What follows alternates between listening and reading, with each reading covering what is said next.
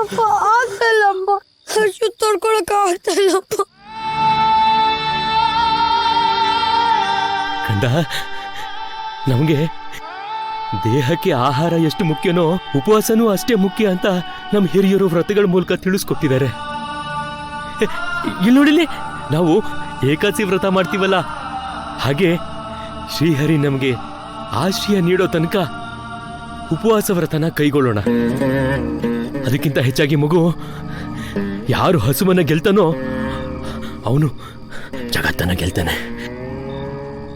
ಗೆಲ್ತಾನೆ. ಶ್ರೀಹರಿ ನಮಗೆ ಎಲ್ಲಾದ್ರೂ ಒಂದು ಆಶ್ರಯ ನೀಡ್ತಾನೆ. ಬನ್ನಿ. ಹರೇ ಶ್ರೀನಿವಾಸ.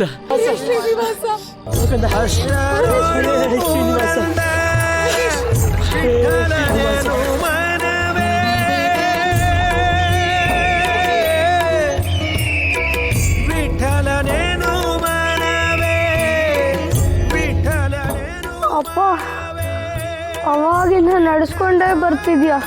ಎಲ್ಲಿಗಪ್ಪ ಹೋಗ್ತಿದ್ದೀವಿ?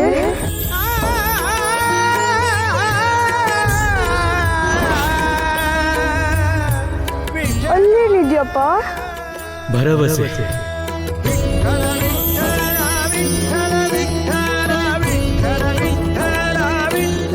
ಆಶಾ ಕಿರಣ.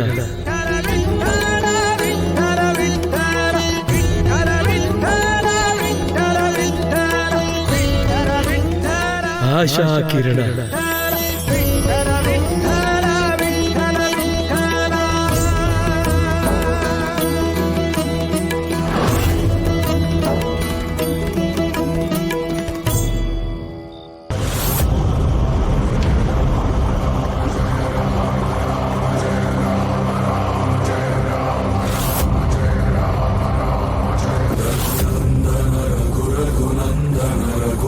सेवन रघुपति शायन